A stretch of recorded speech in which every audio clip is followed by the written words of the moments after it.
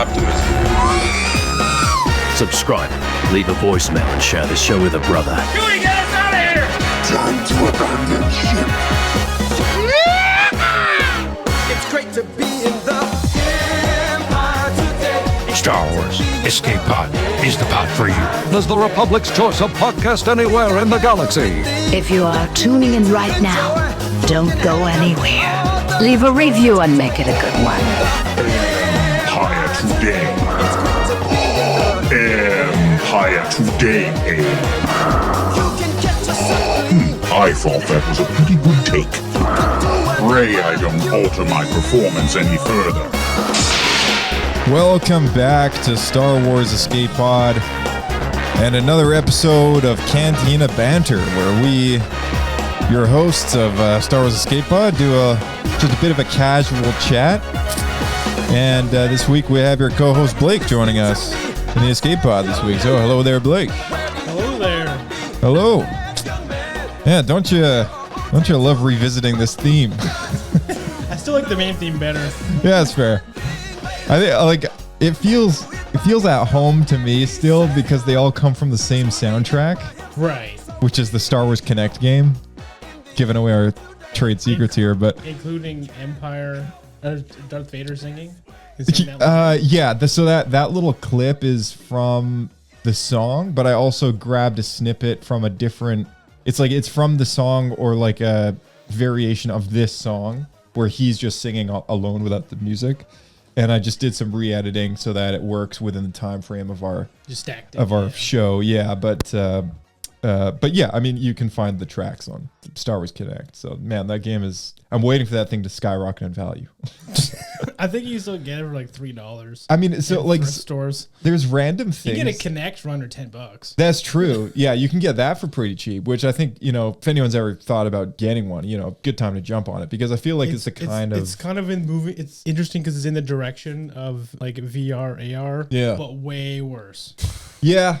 I feel like it was 2000s technology. I mean, it was 2010s technology, but it's still like first of its kind. The same company that developed Kinect it's been bought and sold a number of times, I think, and it's just sort of changed direction as to what they're doing with it. But I believe it's the same company that ended up working with Apple to give it the facial. Oh, really? Infrared That's the scanning company that made Kinect. It's the same company that worked with both Microsoft and Apple to put infrared facial scanning on the phones. Okay. Because I think the Windows phones also did have them for a little while too, until those disappeared, kind of like BlackBerry. But yeah, I mean, it was still get the tablet, I think. Yeah, very innovative company, and yeah, I feel like Kinect is just kind of a. It was a niche thing when it was out. Yeah, I feel like there wasn't a lot of games, and the games that were out were usually dancing games, which yeah, there definitely is a big following of that. Like my wife really likes those games. Mm-hmm. I think at the time we couldn't use it because the room was too small.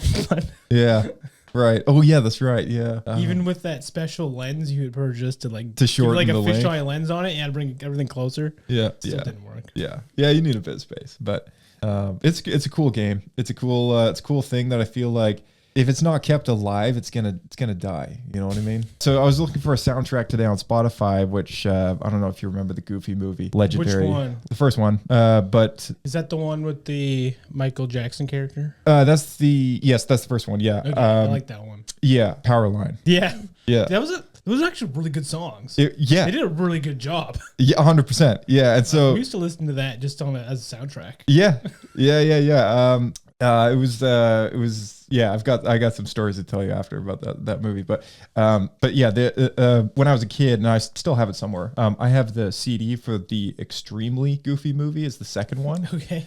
And that CD on eBay, someone was trying to sell it for like $180 or something like that. It's like, or 80 bucks. It was like some crazy amount of money. Is it not on Disney Plus? No, we're talking about the soundtrack, like the audio, like just the CD, like for the music, you know? I mean, people are into collecting CDs and records right now. Yeah, they are. And so I guess maybe that's part of the reason CDs. why it's gone up. And I'm like, dang, like I sure hope I have this around somewhere because I don't remember getting rid of it, but it was one of my favorite CDs growing up because I loved the song Shake or Groove thing.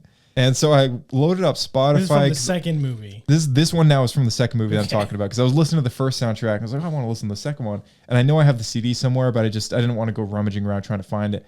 So I looked it up on our subscription to Spotify, and I could not find it. And I was like, hold on a second. Maybe that's why the CD is worth so much. They've got the second one. They've got the first one, but they don't have the second one. And that kind of surprised me a little bit. And it just kind of dawned on me, like, man, I know some games get the attention of republishes and stuff like that. Like in about this upcoming weekend on Sunday, we have a special guest recording for Mike from Switch to the Past. We're going to be talking about KOTOR. And that game has had so many republishes over the years, from Nintendo Switch updates to republishing on Steam for PC. It's had re-releases on pretty much every generation of console. There's a mobile app for iOS and Android. Like you can pretty much play this game on anything. Like, I mean, part of that, I think, on top of it being a really good game and it's single player, so you don't have to worry about multiple people signing in. It's also from the original Xbox, so in modern data storage, it's very small. Yeah. So it's very portable in that way. For sure. And it's turn-based, so you don't have to worry about having really like accurate controls. Yeah. So I guess that, that being said, like, Star Wars Kinect, I think it fits in this category of media where it's so niche because it was made for the Kinect. It's a Star Wars title, so it's got the crowd and the attention that, well, I mean, it's a Kinect game, so maybe not, but it's got the same fan base behind a title like that as you would expect any other Star Wars title. And yet it's so niche as far as who can play it and who knows about it. And because it's old now, I guess. And because it's Kinect, and because Kinect was only ever reprinted once for the first Xbox One gen, and then that very quickly died and went away, very few people can play it without owning a specific console. And therefore, it's not going to be republished as any other game because the game is made for motion tracking. Yeah. So you'll never be able to play the Star Wars title again. I bet they could port it to VR. That'd be an interesting port, but it would be pretty jank just as it is. Only because there's because a lot of it's just like dancing, motion tracking. I think that part would be okay, but a lot of like the main campaign and stuff like that would be Rancor Rampage. Yeah, it would just be weird. There is something funny about seeing what is happening in response to you in the third person by acting something out and watching it in front of you. You know what I mean? Like, whereas VR is a very first person narrative experience where you are the person. There's nothing really comical about that. It's usually used as a much more like immersive, serious like thing. Games are first person. Yeah, you can do dancing games in VR, but that's just one thing. Like, there's like other aspects of the Star Wars Kinect game that are cool, and it's because you get to see it from the perspective of a viewer against the TV. But none of that would work. The Star Wars dancing one could work for sure. But anyway, all this amazing more music. Of like an AR thing then. Like maybe it's more in line with this new Star Wars pod racing game. There would have to be something that reflects your motion. But even with VR, unless you have like third-party motion trackers that detect your entire body, like what Kinect was doing, the VR headset alone only tracks your head motion, and it only tracks your hands based on the controllers. Right. So like it's still not going to be as good. Like you need socks.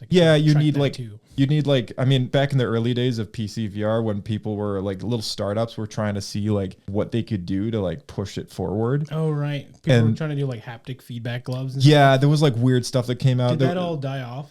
I think a lot of it is kind of still out there, but it's like nobody's buying it. You know what I mean? Like there was one company that was doing concept, but I think at the time VR was not popular enough, and I would argue it's still not quite there. It's there, but it's they're in a different capacity. Like not enough people are doing that type of tracking anymore. Like even Steam is kind of moving on from that, and they're doing a all-in-one self-tracking headset without using base stations. So the idea of using base stations was that you had an ability to track something in a 3D space, in a 3D environment. And there was this company that was making these trackers that you could strap onto your body, and you could put them on your ankles, your knees, your wrists, and that like would a full body suit. 100%. So like in something like VR chat, your entire character would essentially move correctly, in the world, because it's being tracked to your whole body. Was it good though? Because I know they have track suits for film, and those are always super jank. Yeah, it was good. Like it's legs aren't backwards and stuff. Yeah, no, it was. Well, I mean, I feel like depending on the character rig that you choose to play as, like. Yeah, it's a very community supported game, so of course there's going to be some jankiness, but the actual technology of this product was working really well. So unless you have something like that, I don't think it would work. But yeah. Anyways, what were we talking about here? On the huge tangent, we were talking about.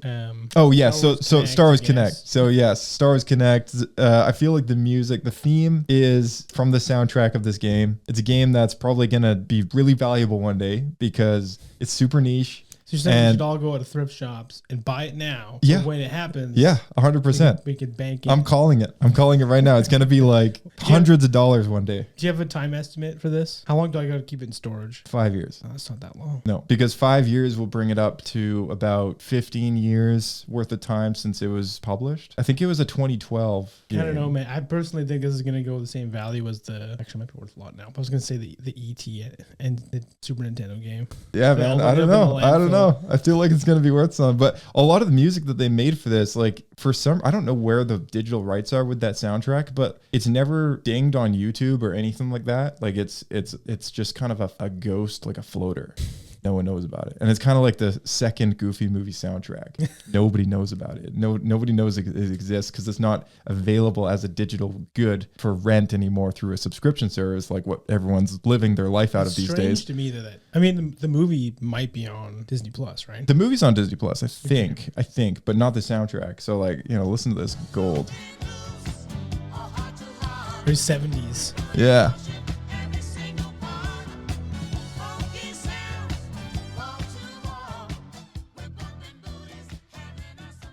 I still like the first one better. Yeah, the first one's pretty good.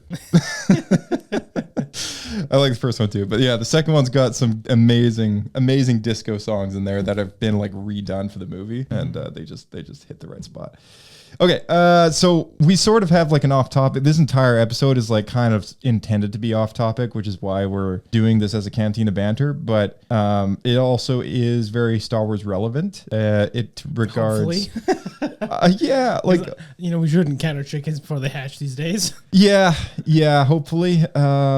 This is in regards to a conversation that we had a number of weeks ago about several years before that as well. Yeah, and then 3 years before that about a video game called Star Wars Eclipse. And I feel like people are like rolling their eyes going like, oh yeah, okay, whatever. But yeah, we've actually taken some time to do some deep research of Quantic Dream and the games that they have played. Not really the company, just played some of their games. Like Quantic Dream's products, I should say. Okay. And specifically the last two big things that they did, which two games, the first one being Beyond Two Souls, and the second one being Detroit Become Human. And these games are kind of the best idea of what Star Wars Eclipse could be, because a lot of people have questions like, okay, cool, there's a sweet looking trailer that came out 3 years ago, and this company that, from what I understand, is going to make a Telltale style Star Wars game without really realizing what that's going to be like. And now we have an idea now based on these other games, sort of like what this is going to be like. Yeah, I think we know the gameplay, but I'm going to be honest, I question how a Star Wars story will fit with this type of storytelling. Yeah, and we can kind of get into this in this episode, but yeah, we'll dive right in here. I'm just gonna play a really funny little Star Wars clip of audio here, and then we'll just power on through.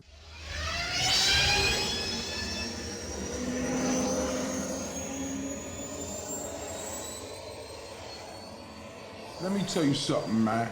The relationship between Obi-Wan and Luke was heavy, but it wasn't deeper than a relationship with Han Solo and Luke. You remember when they was on the ice planet and Obi-Wan told Luke not to take his ass out there, and he did anyway, and then he got caught by the ice monster. Remember that ice snow monster? And Luke was hanging upside down, and he went like this and got his lightsaber, but just as he got the lightsaber and cut himself down, the ice polar bear was like, and he went like that, and then he wasn't coming back. Princess Leia was fronting on Han Solo. She didn't want to give him no. He was in where the spaceships was, and 3CPO, old Han Solo, once the doors closed, and 3PCBO said, R2 has been known to make mistakes. And the doors closed, he said, from time to time. And that's when the Wookiee said, and he cried out, saying, God damn it! Luke, why'd you do it? That's when Han Solo went and he got his wok. And the soldier said, but your wok will freeze before you hit the first marker. And Han Solo was going to get Luke. He said, well, then I'll see you in hell. He rode off and got Luke. True story. When you watch Empire Strikes Back. He cut him open and he put Luke in it. And that's when the spaceship found them the next morning. He said, and he said, sir, we found them. Remember when they took him back? And then they cut to Luke Skywalker floating in the water, remember? And then that's when he said, Ben. And Ben Kenobi said, you will go to a place called the Dagobah system. There you will meet a Jedi master named Yoda. And that's when he went to the Dagobah system. Remember? He said, if 900 years you look as good as I, rest I must, rest I must. Remember he said that? That's when Yoda died. I'm ready. Sci-fi to the rocks. I'm ready. All right. What did we just listen to? That's Tracy Morgan on Star Wars. I recognize his voice. Yeah, he's got a pretty recognizable voice. I saw it the other day and I was like, oh, this is funny. I got to play it at some point. But so Beyond Two Souls, action adventure game developed by Quantic Dream and published by Sony Computer Entertainment. It's released on October 8th, 2013 on the PlayStation 3 and the PlayStation 4 on November 24th, 2015, about 2 years later. And a port for Windows was self-published by Quantic Dream and released July 22nd, 2019. So this game is progressively, with each re-release, I wouldn't be surprised if they did a little bit of polishing on the visuals and stuff like that, because I thought this game looked pretty good. At least a special edition. Yeah, and you could tell Beyond Two Souls is older, but I don't know if it's necessarily PS3 looking, at least on the PC version. It didn't look like, I mean, if it is still the same, I would be wildly impressed. PS4 but yeah, kind of, yeah. But yeah, I thought it was looking pretty good. This game received a 70 out of 100 Metacritic score on PS3, 72 out of 100 for PS4, and then a 76 out of 100 for PC. These are the existing scores that have been logged for Metacritic on Wikipedia. So it's possible that those scores change depending on, I guess, ongoing flexibility with people being able to edit their scores. But the game is extremely cinematic. It features Elliot Page as the main protagonist. Then she went as Ellen Page. Plays the main character, who is essentially the sister to a brother who is essentially a ghost character. He's kind of like a brother character to her. He's just kind of always there ever since she was born. He plays the ghost character? Yeah, so the ghost character that's kind of tied to her is called Aiden. Yeah. And throughout the game, you have the ability to utilize Aiden's powers of telekinesis. It gives her the ability to perform miraculous things like healing people and just kind of supernatural things. And it's kind of think like a psychic, but instead of it being mental things, like she has like a secret ghost friend. Yeah, exactly. This game's very deep. It had a lot of emotion to it. And one of my favorite things about it was, because I've played a Telltale game before, and that is very almost mind-dullingly simple. Like you kind of sit there and you read and you read and you read and you press a button to choose your reply or your response, and then you do more reading. And there's not a lot of voice acting. Well, it's just budget. It's just budget storytelling, you know? Gotcha. And because it's kind of like this is an interactive book, but choose your own adventure mixed in. Right. Like it's like that. Like the overall narrative doesn't really change, but you can you have like a bit of sandbox to get to the result. Kind of, yeah. And some games do it differently. Like I played a game called Tron Identity, which was kind of the same idea, but depending on how you choose to end, because there's different endings, you just get a Steam achievement or some kind of achievement to unlock that path that you took, and then you can always replay the game again and choose differently and try and hit all like 4 to 6 or whatever it is.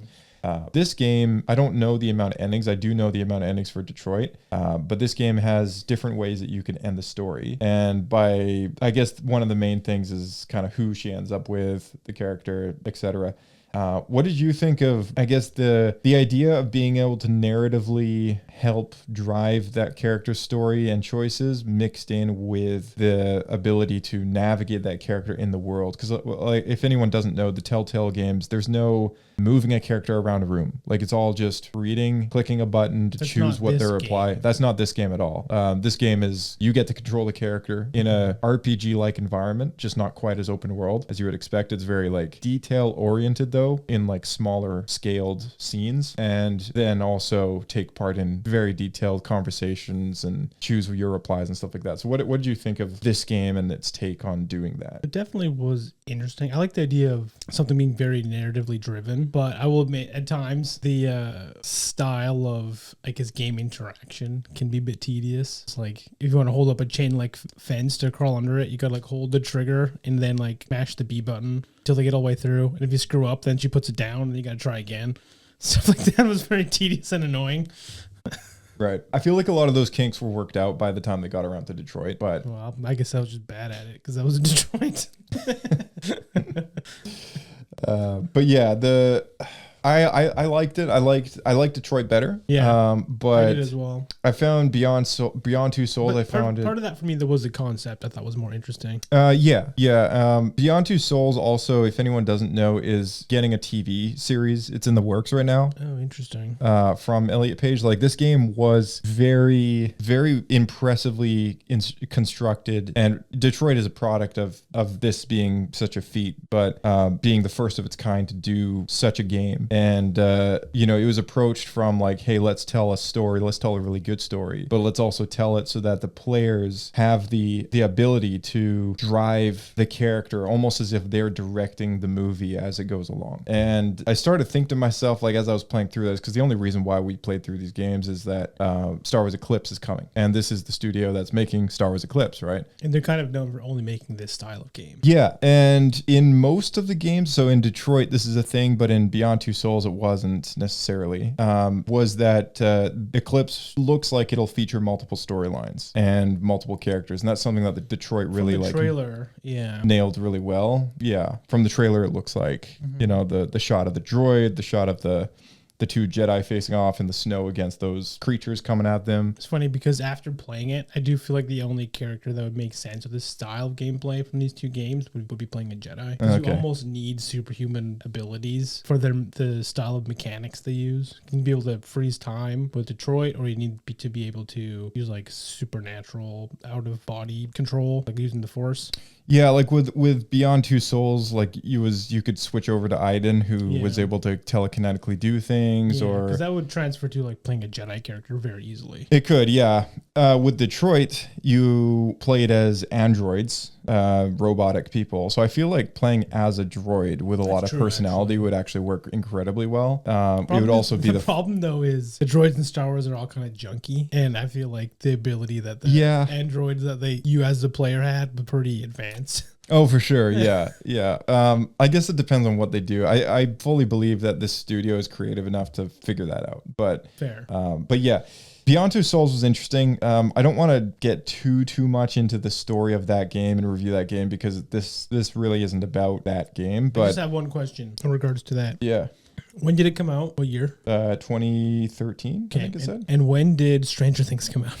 The beginning of the game, which to me, all I could feel about it was just like I'm just playing Stranger Things. 2016. Okay, so it's 3 years later. So it did come first. Yeah, so this game came first. They're so similar in story. Yeah, so this game came first, but the idea is that there is basically kind of like an upside down, except it's for and you're playing what do they call them again? A girl with super abilities who was raised in a lab doing tests and stuff. Yeah, 100%. And there were these ghosty type things, they called them entities, and it was basically just this is kind of like the I don't know, like the weird creatures that you would find in the upside down world, right? And the fact that it's like there's a world Demogorgon. Yeah, and it's like another dimension, and there's like portals that can access that other dimension, and that there's like a division of the government that's like secretly working on it in underground bases and stuff like that. Like it's totally Stranger Things. But then they mix in coming of age stuff, and you have to go like the house party. Yeah, which 100%. The whole thing just felt to me like I was playing 11 in Stranger Things. Yeah. So if there's any Stranger Things fans out there, I think this game would probably blow your mind, but.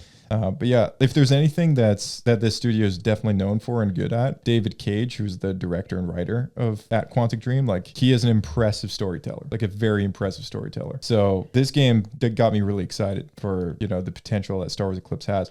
And then I guess now we can kind of move on to Detroit, which is kind of the more favored one between the two of us, I think, right? I enjoyed it more, yeah, for sure. Yeah, so Detroit Become Human. This story behind this game is crazy. So this game was announced March 8th, 2012. This is a year before Beyond Two Souls came out. So it's kind of overlapping. It was announced with a demo video on the PS3, and it didn't launch until 2018, 6 years later on the PS4. This isn't uncommon for Star Wars Eclipse then. It seems like it's pretty normal within the time frame for this studio to announce something with a video and then wait like half a decade to come out. Yeah. So 6 years people had to wait, and then PS4 rolled around, and also Windows. That's only 2 years before the PS5 launched that this game came out, and then it was updated, and you know, like I guess it got on Steam. I think it got the Labor of Love award. So I'm assuming they've kind of gone back in and polished and up-resed and this and that.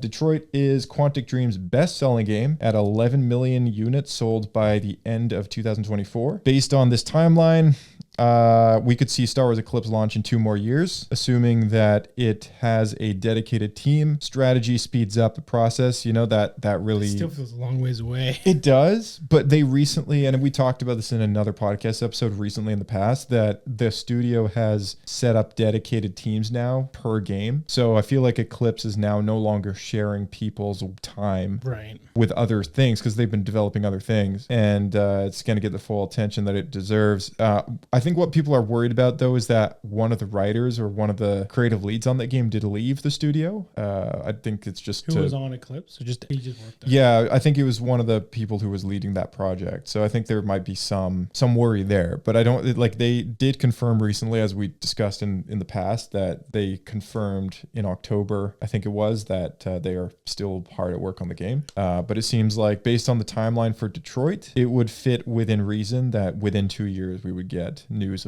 of Eclipse. And if it is 2 years, that lines up perfectly with the 50th, the golden anniversary of Star Wars, 2027. Oh, yeah. And the golden age of the High Republic, golden anniversary of Star Wars. I feel like that could be a thing. Oh, fair enough. Maybe they're trying to line it up. Yeah. I think like between like March and May seems to be the time to release a Star Wars game. That seems to be the window that a lot of people tend to do it. I think Battlefront 2 kind of had that time release, that window. I think Star Wars Outlaws, maybe that was a fall game. Fallen Order. Yeah, I think Fallen Order, maybe Survivor. There's been a few games that. So what's learning is EA releases Star Wars games in that window. I think Zero Company, the next year's Star Wars game, I think that's coming out in kind of late spring, early summer ish. Yeah, I think we're thinking maybe like, I'm thinking a year and a half, man. Like I think that's kind of like the timeline that maybe they're aiming for. My hopes is that because they put out this like small press release, if you want to call it that. Yeah. That means it's, you know, a yearish out, you know, plus or minus 6 months. Yeah. Probably plus.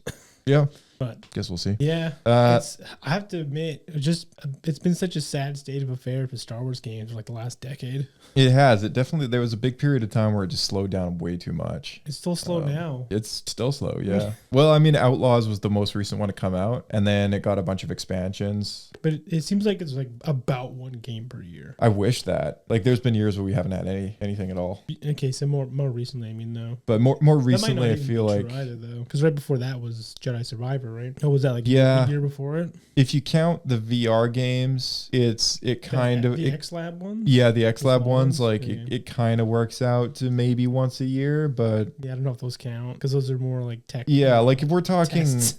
If we're talking like games released under the Disney banner that are sold to the millions on mass millions, mainstream on all consoles and etc., there's very few. It's the 2 Battlefronts, the 2 Jedi games. Outlaws. We have Outlaws and Squadrons, and that's it, I think, right? It's been, what, a decade? And it's been, yeah. Well, 2013 was when the sale went through, and EA got the exclusive license for a while until that, went away. But it's been a minute. It's been over 10 years. Yeah. I'm just curious, how many games came out in the early between, 2000s and 1999 90s. and like 2006. So many, man. And that was back when we had diversification of games being different on each console. Yeah, they're all, everything was exclusive because it was such a pain to port anything. Well, I mean, the power of a handheld like a Game Boy was just not up to par with like an Xbox. It so like a massive downport, even just for the Wii. well, it was not even a downport. It was just like a totally different game. It was a completely different game. Like Revenge of the Sith, the movie video game on my Game Boy, and it was the same game on the DS. But that game was like 16-bit or something. Yeah, like that game on like I don't know, PlayStation or Xbox looked crazy different. And then there's all these like cool like cinematic cutscenes from that game that I'm like, I didn't get that in the Game Boy version. Like I got some. Walked around this guy, made a few pixels. Yeah, I had some stuff to read. Like I didn't get any like dialogue. Text, yeah. All right, we're gonna take a listen to a behind-the-scenes feature from Detroit Become Human. Just think, this is the studio that is making Star Wars Eclipse. Everything they're applying to Detroit, they're gonna probably apply to Star Wars Eclipse. So let's take a listen. Game after game, we try to challenge ourselves. For Detroit, we wanted to, first of all, to write a story that would be incredibly bending, which means the most non-linear story that we've ever created. And we wanted really the player to have the possibility to change the story, change his own journey. When you're writing at Quantic, you're writing for an interactive medium. When you're working in television, you'll put a character in a difficult situation, and you as a writing team will argue about what would that character do. But ultimately you have to decide what happens, and you just show the audience. What's interesting about interactive drama is you bring the player into that conversation, and it changes your job slightly as a writer, because your job is to provide a narrative context in which the player can write his own story. You're giving him this kind of narrative Lego that he's going to snap together into his own shape. You also have the ability to make your audience attach themselves to your characters, because the audience is in some sense responsible for what happens to the characters. It's just a few cans. Come on, let's go. We have some cash now. You used me to steal that money. How could you do that? I trusted you. What is a bit specific about this scripts is how large they are. If you take a film script, there are about 100 pages. But here we have to deal with a script that is between 4,000 and 5,000 pages. Everything becomes bigger because we don't just tell one story, but we tell all the possible stories that can be told within this narrative space. On Act 3, our final act, we have around 1,000 different scenarios. And every one of those scenarios has to be as interesting, as passionate, as strong, and as emotional for the player. We want every action that the player does, every interaction that is available to serve in telling the story, and help the player understand who his character is, and build that character moment to moment. We started with the intention pretty early on that we would never lie to the player. So we implemented a visible tree structure in the game that players can consult during a scene or at the end of it, which shows exactly what they did and what they missed. There are games out there offering world exploration. We offer narrative exploration. Keeping control of such a wide and large story is a huge challenge. So same thing when you shoot with actors, because you will need to shoot many different versions of each dialogue, of each scene. For actors, it's a huge challenge. Because of the style of the game, you have so many different ways that the character can go. Every decision, it's what I call kind of choose your own adventure. Like every decision that the player makes, it's going to open up 40 more pages of material and experience that ties in, which means as a performer, you have to try to continue to make things feel real that the player might not ever see, but also that in performance, it's not always connected to a previous act. It's grueling, it's hard work, but it's a great team, and I enjoy doing it. I was really frustrated. I was until I got to this point where I kind of was able to step outside of my own experience and even in a lot of ways my own process and be able to step outside of that and okay, this is something new. What do you need? How do I meet you there? How do I give you what you need and still feel like I'm doing what's right? And once I did that, then all of a sudden it got really fun. It was much freer, and having to approach it in a new way and think about the player and think about how it serves them and what I'm doing for them or what I'm letting them into. It's really, I think, helped me grow in general. Remember, there's nothing on the left. That's all. So it's probably all there. And then make her come first, close. But I think you would go first to check that it's safe. Okay, sure.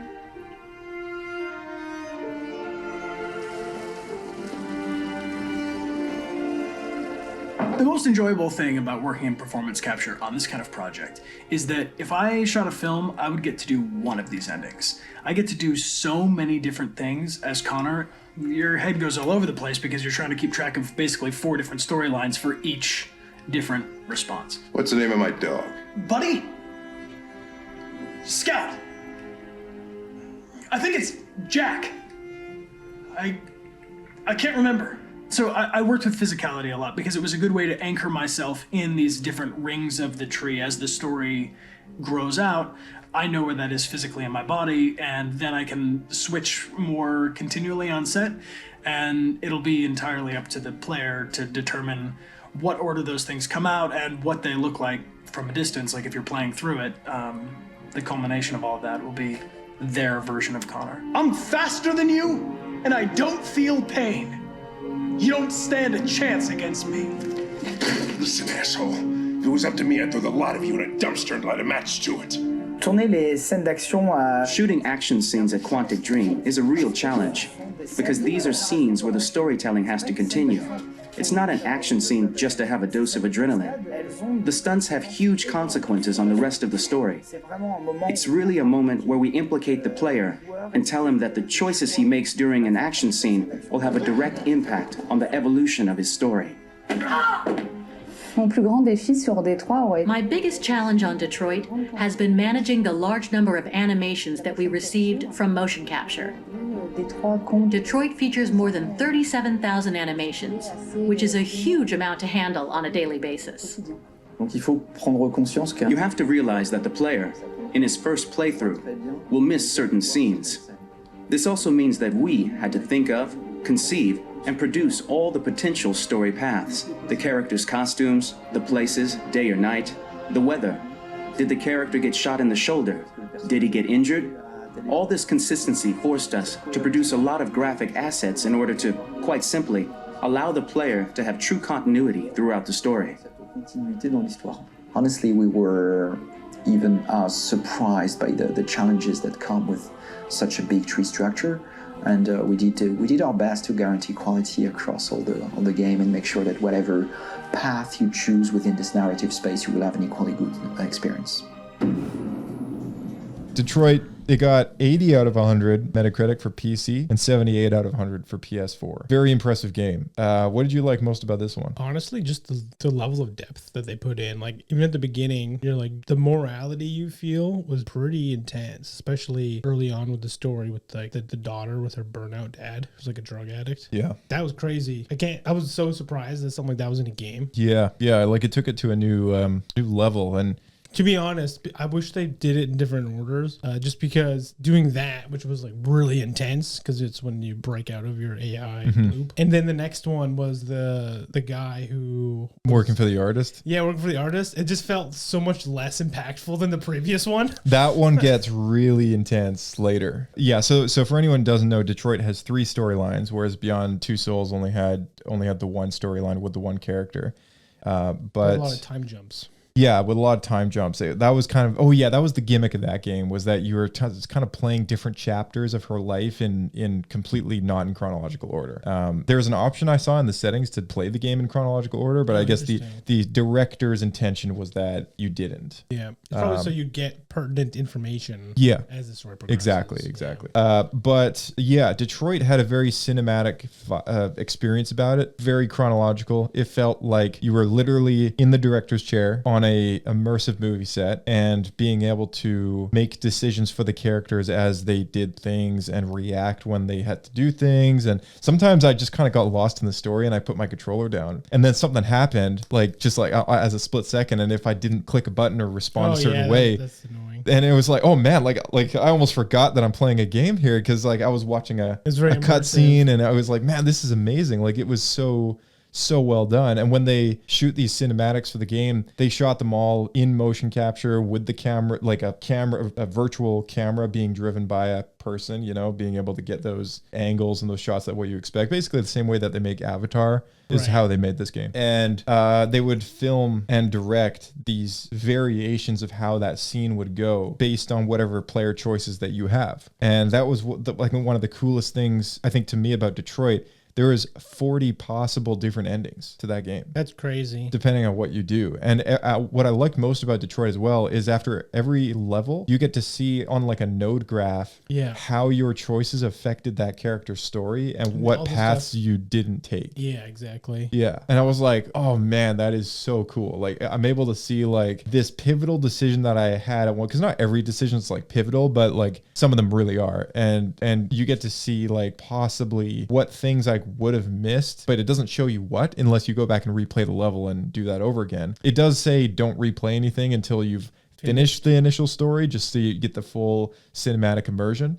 But I was thinking to myself, I was like, man, like just kind of mentally preparing myself for this chat. And I was thinking like, how does that work within the Star Wars canon? Like, because this game is kind of supposed to be that in the Star Wars canon, right? Like it to a certain extent. Like obviously if I'm playing... It'll be the same as KOTOR, well, when it was canon, that there is a storyline that's considered canon, but within that window you can kind of weave however you want. So like even if you do something different, there is a specific storyline that's considered canon. But like when I'm playing as Cal Kestis or Kay Vess or something in Outlaws or Jedi or whatever, and I'm doing something with my character, like if I go to this planet and then go to that planet and then go to that planet again, that's not necessarily the canon story. It's just how I'm playing the game. The canon story is really just in the cutscenes that are immersive, right? And so I guess with a game like that, it's like, okay, the whole game is cutscenes. But with a game that's just cutscenes and cutscenes that can change based on your choices, right? Like that's part of the game. It takes it to another level of conversation, which is like, what is the canon way of doing it? Like, what is the real story without taking credit away from the gamer themselves for choosing certain story paths and just kind of telling them, okay, well, this story path is, we made this for you guys to have as an option, but this is the actual what happened scenario, right? Like, I'm assuming that probably won't be the case. They're probably not going to discourage people with that kind of implementation of the story node graph tree. But my theory is that however this game looks when it's done, that maybe they will very subtly, maybe not in the game, but very subtly in some other means, like maybe the Star Wars timeline book republished, kind of share a little bit as to what was the real event of what happened. I wouldn't be surprised with a story of the quality that they put out, there eventually being a novelization and that being considered the canon version. Right, that's a good point. Yeah, that could happen too. But I'd probably read it, to be honest with you. I think it'd be pretty good. I think it would be insanely good. Yeah, like I mean, but after playing Detroit, that's when I really started to think like, okay, when I watch this trailer again and it has these like close-ups of certain characters,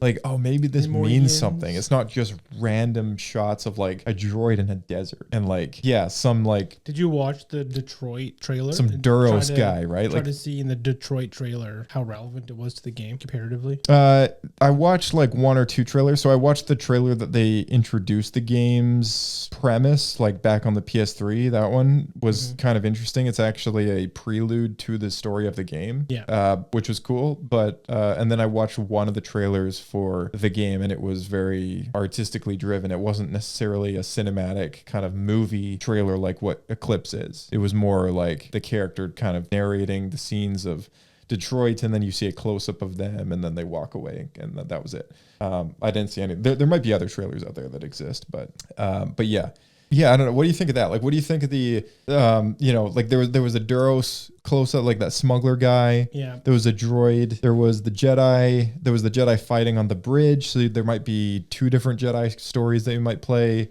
And then there was the villains, which is like the Nemoidians, and there was the Nemoidian close-up. Yeah. And then there was also those gray creature aliens. Yeah, the little drummer boys. Yeah. Yeah. So they're how the do you ones think? I'm most curious about, I should say, because they're not a canonical race. I think this is the first time we've ever seen them. Do you think that maybe it's possible this will be a game in which we have the ability to play as a villainous character, as a possible storyline? That's kind of, I would like to say that would be the case, but seeing as the games we played were so narratively driven, I don't think so. See, like I think it's going to be similar to Detroit, where you're probably going to play the smuggler, the droid, and the Jedi, and it's going to be a story that they probably all link up at some point. Yeah, because I mean, a little spoiler for Detroit is the players the character storylines that you play as, which are 3 different storylines, 3 different characters. They all exist at the same time in the same city, and eventually towards the end of the game, they all understand that each other exists. Yeah. Only 2 of them actually cross over, but they all are aware of each other, type thing, right? Mm-hmm. Like one of them, the one that you were talking about with the abusive dad household, like. She's got kind of a lone wolf sort of story where she ends up trying to escape the city and very much is not necessarily in the line of fire of the other 2 characters that do cross over. Right. But the storyline we have mentioned, his job is to track. He's an android that tracks down androids that have broken their. Oh, I guess she crosses paths with him. Yeah, that's true. So she doesn't meet the other guy, but she crosses. Yeah. So one of them is the android that works in a household with in a broken home with a girl who is being abused has an abusive father.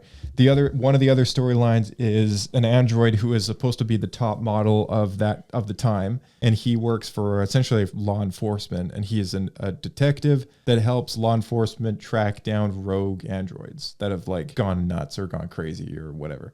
And then the third storyline is an android who works as a kind of like the help in a home for a very wealthy artist, and he's in a wheelchair and very like a stand-in perfect son looking after. Yeah, because he's got a son who's like kind of a junkie, and the android, he kind of treats his android as kind of the son he never had. Yeah, and so based on how each of these stories kind of start out, you can kind of see where it could go, with how their stories all work out towards the end, being this event of self-realization across almost every android in the city, and what that means for their story. I'm probably being almost too vague when I say stuff like that, but it's really cool. It's really cool how they like cross over like that. I feel like there's a lot of opportunity here for them to do something on the villain side. Like when you watch Empire Strikes Back, like you have a storyline with Vader, you have a storyline with Luke, you have a storyline with Han, right? So you got 2 different groups of protagonists, like Luke at training with Yoda and R2. You have 3PO, Han, Chewie, and Leia, and Lando, and then you have the Vader storyline, he's pursuing Luke, and then he crosses over with the Han Solo storyline, which kind of brings them all together in the same place. Okay. Yeah. And then they have at the end of the movie, and they start together at the beginning of the movie, right? But I feel like Eclipse could do that. Like it could have these different storylines that you play. It could maybe all start in the same place. They could all diverge and maybe come back together again. Vader stuff in this case is more of a cutscene. Vader's story? Vader's not like in Empire Strikes Back? I'm saying like if that were a game, I feel like Vader's storyline would be a cutscene. Like you cut to the villain and then you cut back to the game. Oh yeah, I know. But for Eclipse, like I feel like a possible storyline could be you're playing as like maybe a Nemoidian or like one of those gray guys, right? And like it could be a main part of the story is like understanding how the villains of the story of this time period are. It'd be really cool. Operating and working. Yeah. Like would you dig that? I'd be actually quite interested to follow a Nemoidian storyline. Okay, yeah. Because that is, we've only gotten that in one thing from what I could tell, which is that novelization that came out. Yeah, Brotherhood. Yeah, like, and I would really dig that because, like, I feel like the one kind of drawback from most Star Wars stories is you never really do get the villain side. Like only in the movies you do, at least for Anakin / Darth Vader and then later Kylo Ren. But most of the expanded stuff. Yeah. Expanded, you get more Dooku, you get significantly more Darth Maul. For sure, yeah. In the expanded stuff, for sure. He's getting his own show now. In the main stories, in the main movies, it's mostly protagonist based. Yeah, it's all about the heroes. And I feel like this game could open up a window of opportunity here for like a balanced narrative that then maybe has some sort of effect at the end, like crossing over the different stories. I feel like that would be possible. I'm skeptical that they would go that route, but I would enjoy it. I would love that. Yeah. And I feel like it's the only way that we can really dive deep into the Nemoidian culture, or sorry, I don't think we'll the get another Trade opportunity. Federation culture, I should say, because that's very different. The Trade Federation shouldn't necessarily reflect all Nemoidians. I think that was like a thing that came up in the book. But yeah, I think there's some good opportunity there. And yeah, that was from the book because they're trying to explain why they're still part of the Republic. Yeah. A lot of the conversations are really interesting because in both games, if you wait too long, your options start to disappear. Oh, interesting. And it starts to default to the one that they have picked for probably the main story. So just as a heads up, like if you wait too long, and I don't know about you, but at some point, I think towards the first 30% of the game, once I started playing each of the characters, I guess I entertainingly found myself, I guess, believing in that character, you know? So like the detective guy, I sort of rolled with the fact that he's just this character who he's very helpful. He's not trying to be rebellious. He's very like almost like straight arrow. Just a straight arrow. Yeah. That's what I did too. And so I just played that, right? And not that you have the options to kind of go against the grain a bit, but I just kind of rolled with that as like in mind. Whereas like the artist guy, I kind of went with the more passive, not rebellious. The good boy. Good sort son. of, yeah. His storyline, I don't know where you're at. I don't really want to spoil it, but there's a more aggressive way to play him, and there's a more peaceful way to play him. Yeah. And I went with the more peaceful side. That's what I've been doing, is that as well. Okay.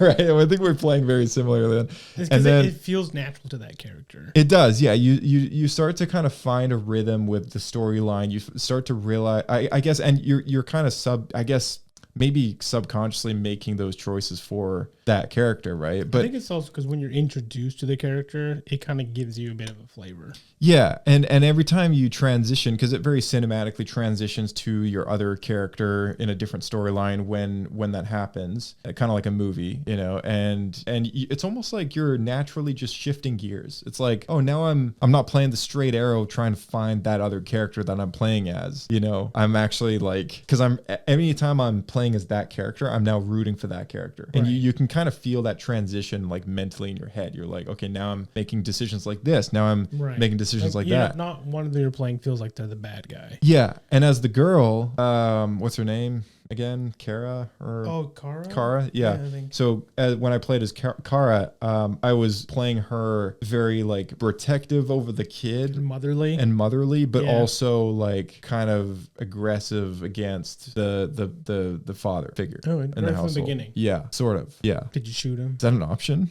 Yeah, I shot him. Are you serious? Yeah. Oh dang. No, I didn't shoot him. Oh man, I thought that was like common. Okay. No, I didn't shoot him. No, but that's interesting to know because I know something about the game later, which that could be a big difference there. But yeah, my car is armed. She has a handgun. Oh, interesting. I could have like robbed the convenience store, but I chose not to. Okay, yeah, I didn't rob. When I was in the convenience store, I stole one thing, and then I got too greedy, and I stole another thing, and then I got caught. Oh no! And then they didn't let me in again. So we had to like camp out in the car. Oh man, you didn't break into the house. The car in the back alley. No, the house was too sketchy. I stayed in the house. Dang, how was it? I don't know as far as it got. Okay, all right, okay. Yeah, the car was okay. The car was a safe option. I felt so bad though because the girl just made me feel so bad about trying to stay in the car. Yeah, initially, well, she was freaked out about the house, so that's why I went with the car. But I don't know. I guess you gotta do what you gotta do, I guess. all because, and then. Did you go into the laundry? I did, but I didn't steal clothes. No, me neither. Yeah, I was like, I know, I almost did. I was going for it, and then I listened to the girl. Yeah, I did the same thing. Yeah, okay, all right. We played very similarly then, but all of these choices that we made, even some morals, a lot of moral based decisions. It's a lot of moral based decisions, yeah, and so that's funny that you actually like pulled the trigger on the guy. Going full Punisher on him. What happened was she pulled out the handgun and was telling him to stop beating the kid. Oh man, I can't even remember the handgun. And then the dad is in his drawer in the bedroom. So if you didn't clean everything, yeah. I think I did clean it, but I think I left the handgun. I didn't take it. See, I went back and got it because I knew it was there. Oh, gotcha. On the way to the girl's room. room. That makes sense. I think I hit him with a lamp. Okay. Yeah, but he knocks the gun and then they fight and then she scrambles and grabs the gun and then he like comes at her and she shoots him like kind of like as he's was. Oh, got it. going to grab Okay, her. interesting. Yeah, it's amazing how they put all these very intense situations in the game that then can later change something like narratively. Yeah. And it's not until kind of later that you realize if I had done something differently, this thing would have been different. I kind of know, if you look at the graph at the end, you can kind of see if there's multiple lines or whatever story streams that go all the way to the very end, then you're just like, oh, there's like an entirely different way to end this. 100%. Yeah. I think that's one of the coolest things literally about the game is like every time I finish a level, you know, it's just like, here's the general node path that you took. And then here's what you didn't do. And here's what you missed along your path too. And Like it's hard not to go back and look back and see like. Yeah. It doesn't where show you the made your details, decisions, but yeah, it doesn't show you the details, but like if you, I bet if you played a second time, it would. Oh, for sure. Yeah. I did try playing like once I finished the game, I played the first level again and I just played that first scene over again and tried to make different decisions to see how it would play out. Yeah. And it doesn't save your progress from the first playthrough. So it just overrides it. So it doesn't tell you then the other options if you've done them before. Oh, yeah. Okay. I thought it would. I thought it would too. I think that's kind of a missed opportunity, but I think the way it's built with the node graph thing, I think it's like it can only do one at a time because that does have such a massive impact on like the levels later. Right. So it can only fit one successful path in its memory for it to kind of keep going in that trajectory. But I do wish that there was like a free play option where you could like say, I want to go back and like redo this decision and then watch it play out. Yeah. I wish that was like a thing, but it's not. So, but I don't know. With every one of these games that they made or make, because there's only been 2 really. Which is crazy because the first one was so long ago. Yeah, and there is one before Beyond Two Souls. It's called Heavy Rain, and I think there's even another before that. But those ones are really old, and like they're not available on PC. I don't think. Possibly, I didn't even look. But those ones are also much more, as they get older, much more basic and primitive, and less of what Star Wars Eclipse could be like, right? So, but seeing as Detroit could be the last best foundation of like what Eclipse could be, I think this no graph thing is a killer idea. Like I love it. It just needs to have that one extra little thing, you know, that like, here, let's just redo this and watch it play out and kind of just keep playing as long as you want from there. And just maybe have like an icon above the choices that you have already picked so that you can kind of know on the next playthrough like what not to pick if you wanted to do something different. Maybe this is an excuse for why they're taking so long, but do you think it's possible that they're going to have separate storylines that you can play that all run simultaneously? But you can only pick one character per time. No, I think it'll be exactly like Detroit. I think it's going to be like you're going to be able to play as possibly like a villainous character, possibly as 2 or 3 other good characters, like maybe a smuggler who's kind of in the gray area, maybe 1 or 2 protagonist Jedi characters, and a villain. I think that might be like the perfect. I think you're going to get a droid, just because of the Android game. Yeah, maybe like I a already droid. know the other one would do that. It's going to play the same. It's possible some of the close-ups in the trailer could also be very important NPC characters too. Yeah, that's true. Like in Detroit, one of the main cast members is an actress by the name of Minka Kelly. She played, I think it was Dove on the Titans show. Do you watch Titans? DC's Titans show by any chance? The animated one? No, it was the live action I'm thinking of Teen Titans. Oh, okay. All right. I don't know if she was in Teen Titans or not, but was she like Raven? No, that's the younger girl. I think her name, Minka Kelly. She played, Dawn. Yeah, Dove. Yeah, Dawn Granger, who is Dove is her alias, her superhero alias. For anyone who's seen Euphoria, she played Samantha. Not seen that. But yeah, she was in the Detroit game, and I kept playing through these different storylines thinking like, when the heck is she going to show up? Because that's a face that I recognize.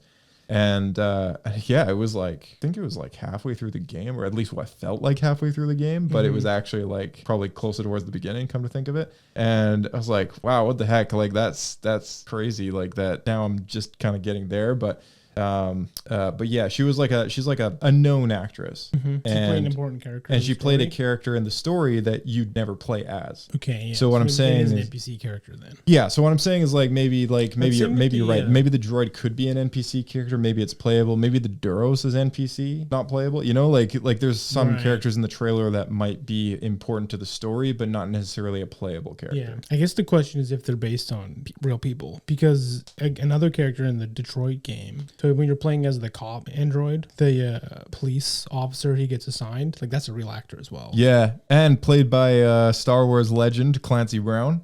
Who was his character? He plays multiple Star Wars characters, actually. He plays the voice of Savage Opress. That's him? Yeah. I didn't realize that was him. Mr. Krabs? I feel like I only recognize him from like live action. He was also in Star Wars Rebels as that general guy from Lothal, who then he reprised his role in Ahsoka. You're right, yeah, because he was actually someone modeled after that, his character, him as a person in Rebels. Yeah, Ryder Azadi. Yeah. Yeah, he's worked as Savage I've seen him in live Opress. action somewhere before too, though. Yeah, you might be thinking of Highlander. Probably. He was the villain in Highlander. Probably that, yeah. He's been in John Wick 4 as the middleman guy who like works for the table, tries to like work out the duel between John Wick and like the stuffed up guy. Man, this like he's a legend in voice acting. Like Clancy Brown's been around for a long time. He was in The Penguin. He played Salvatore Maroni in DC's The Penguin. This guy's done a lot of stuff. That's Yeah, crazy. He's Surtur in What If. Oh my gosh! No, do you want to know where I recognize him from? What's that? Shawshank Redemption. Okay, yeah, there you go. That's Shawshank probably Redemption. I think that's what it is. Yep, he's Colonel Schoonover in and Daredevil. Starship Troopers, of course. Yeah. Okay. Starship Troopers is the main reason, and then Shawshank Redemption. Got it. Yeah. So yeah, he's had many roles over the years. So yeah, he was a really cool, another main character that played by a notable actor. Another great example. I should have brought him up first. But yeah, notable actor, and yet a character that you just don't play as. It's a character that is, just integral to the story, but non-playable. 100%. Yeah. Is there for any sure. characters in the trailer for Star Wars Eclipse then that we recognize as real actors? Well, Yoda's in the trailer. He's probably not playing as Yoda. Nope. I What about the smuggler actually guy, see then? that I don't know. I don't know about any of the characters that show up in the trailer, and some of the Jedi are very like faceless, or you don't see them close enough to really be able to tell their face. But And this is close to Phantom Menace. it's So, like, are we they gonna say High Republic, so I don't know. I don't really know where and when this game takes place, but it's definitely at some point during the High Republic. My I bets was are. wondering if Mace Windu's there. My bets is that it's Mace Windu's not High Republic era at all.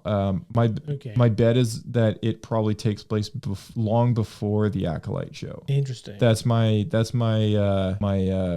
roll of the dice on that guess. But Because of the Trade Federation, that is why I thought it'd be closer to Phantom Menace. it would, yeah, that's true. It's just So we need to figure out when the Trade Federation. it's certainly kinda, like, possible. rose to power. Yeah, it's certainly possible. I feel like if the Trade Federation if 100 years is not a long time in the Star Wars universe, then and that Trade Federation's been around for like, it seems like they've been around for a while, like in the prequels, right? To pull a stunt that they do, which kind of gets the ball rolling with Palpatine and stuff like that. Yeah. I feel like they've been around for a while, so it's possible that this story does tell kind of the rise of them in the early days of the High Republic. Wouldn't it be the late days? Because it probably wouldn't exist before they had all the space lanes figured out. I don't know. I mean, maybe that's what they were integral for, I guess. I haven't really read past phase 1 and maybe like one thing in phase 3, which I'm listening to an audiobook right now. Like I haven't really read any of the phase 2 stuff, which is like the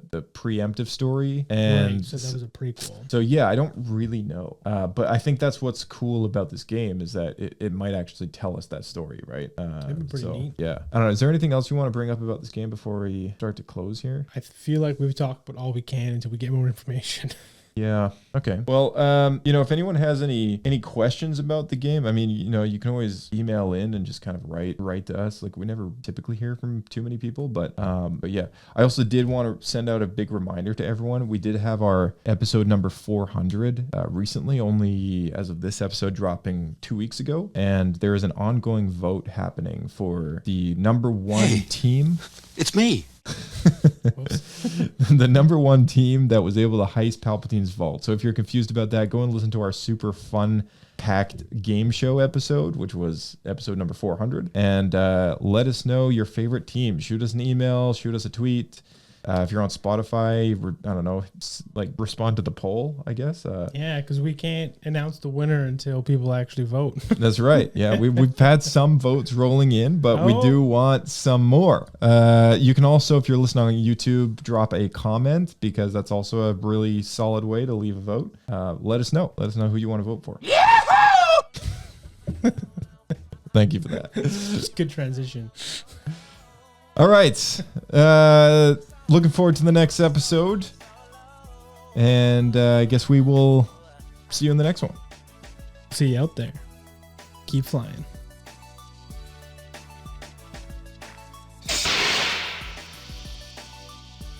All right. Thank you all to our lovely audience out there if you listened all the way through. These Cantina Banter episodes are really just a casual off-topic chat a lot of the time. Usually we just haven't pre-planned anything at all.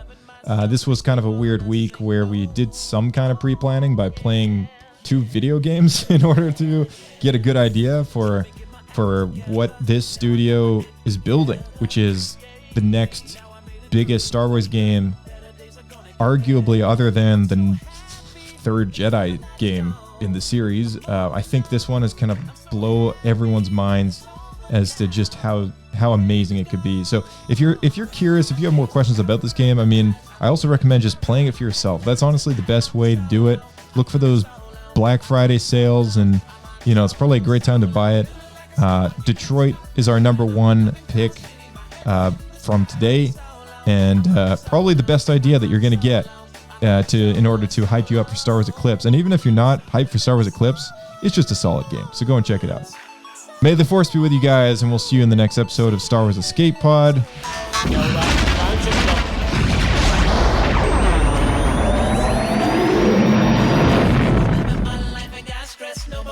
Tell that to Cancer Club. Detroit Become Human was produced over a period of 4 years. Here in Paris, we have a team of about 180 people. And to that, we need to add also the outsourcing with our partners in the Philippines, in China, Vietnam, and in India. So when we started working on this story, I had to imagine where Kara was built. And for whatever reason, the city of Detroit came very quickly to my mind because it had already an incredible story by itself with history and themes. So we traveled there with the team, and we were really moved by what we saw, and we could really feel the desire to fight and really be born again. And we just continued this curve, this growth, and just imagine what Detroit would be like if the android industry was, using these huge factories to build androids there. A very strong element in Detroit is that there's a lot of industrial wasteland and a lot of nature too. And for us, the graphic designers, it was an incredible playground.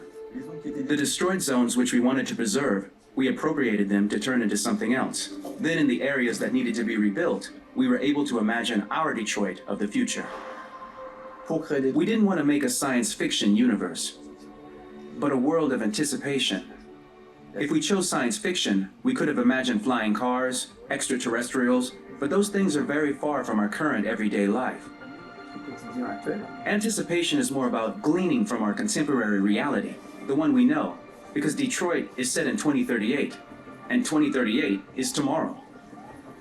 The difficulty we had was sticking to reality. That is to say, technology becoming more and more invisible, a lot more elegant, and at the same time, making it visual. So all the computer equipment, autonomous cars, we simply had to invent. They are in fact very technological objects, but at the same time remain very credible and ingrained in reality.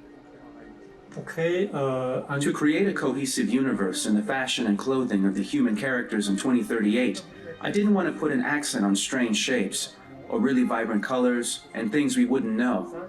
That I wanted to keep for the androids. The goal was to create something familiar which we can identify with in this future setting. Working on the artistic direction for the androids was a bit special because this is a project about the place they could occupy in the human world. It was out of the question for them to be too beautiful or too perfect. They had to correspond to every social class, rich and poor. Inspired by everyday utilitarian clothes, I brought a modern touch by adding dynamic display surfaces, the armband we can see on the side, the triangle on the front and back, and LED. Like that, there's no confusion. Wait. You said an android? All right, now, we need to go. You can't do that. Why aren't you sending a real person? Once we cast the actors, we travel to meet them in order to scan their faces. We record the structure of their face with the scan. And we record the colors and patches of skin with photography. Once we have this information, we will use this as a basis for modeling and creating the characters. The artist will make it more realistic, but will also enrich it. He will propose ideas which we will develop together. Finally, we will have a character with character, who corresponds to the project and the world. When the actors come to Quantic Dream, we show them the design, what their image will be, and what they will look like in the game. This extra information gives them another dimension and color to connect with emotionally. It helps them think about how to play their character. Your mission. That's all you care about, huh? You should consult a professional who can help you. Beat it, you hear me? Get the hell out of here. So there are 3 types of shoots at Quantic Dream. Shooting and performance capture, where you capture the whole actor, his voice, his face, and his body. These shoots are obviously done with American actors because the game's original version is in American English. After that, there are the body-only shoots, representing around 250 days of filming, while the performance capture is 100 days of filming. Now, body-only shoots, there are 2 types. There are the action shoots and the technical shoots, which are mokit shoots. Mokit is when the player controls a character on the screen, and he moves in an environment to explore it. This is of particular importance at Quantic Dream, and therefore we shoot a lot to offer a unique context for each scene and each character. To prepare a motion capture shoot, we first get together to look at the sets we need, the animations that we want to shoot, which ones need to be grouped together, or which ones need to be cut and shot at another time, so that we get the most out of the shooting day. This often means shooting scenes out of order, especially those with big props or accessories like a big car, for example. So we shoot all the animations related to that particular prop first.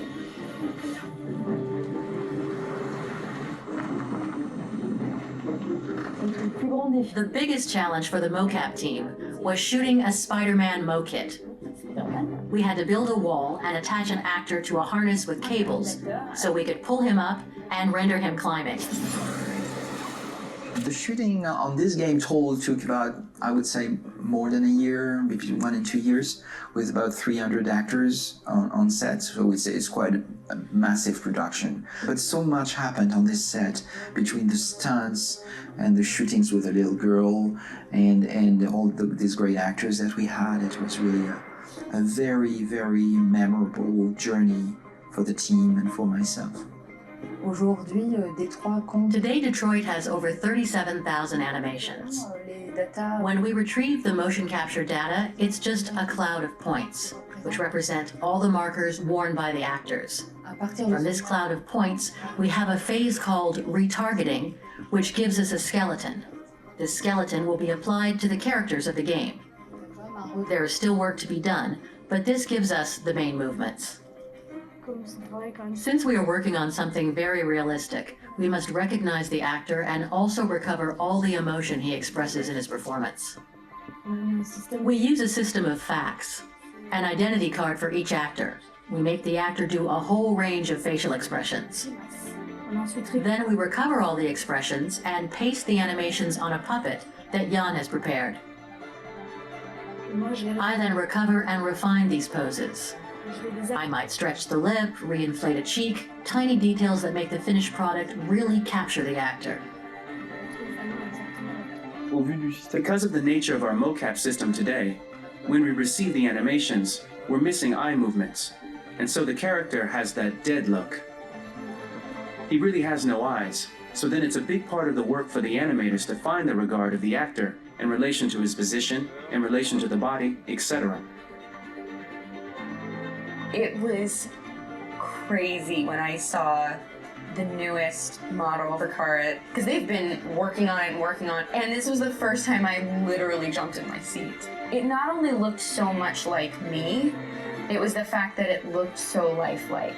It wasn't that it looked just like it was a camera, it was something else, you know, but it looked alive. It's exciting, and it's kind of terrifying. Game after game, we learned the rules of optics and filming, and our goal with Detroit Become Human was to have cameras that would actually emulate the optics of a real physical camera. So basically dealing with real-world imperfections was our main task, and just to make cameras look as real as we can. Once the animations are shot and processed by the animation department, integrated and polished, we film them. That is to say, we really do a mise en scène, as in cinema. The real difficulty of our job is to know if these cameras are telling us something. Are they in the emotion of the scene? Do they describe exactly what the action must convey, what must be felt? The most important challenge for me was one of the final scenes where Markus decides to start the revolution and go to the battlefield. Very quickly, we imagined this to be a huge sequence shot.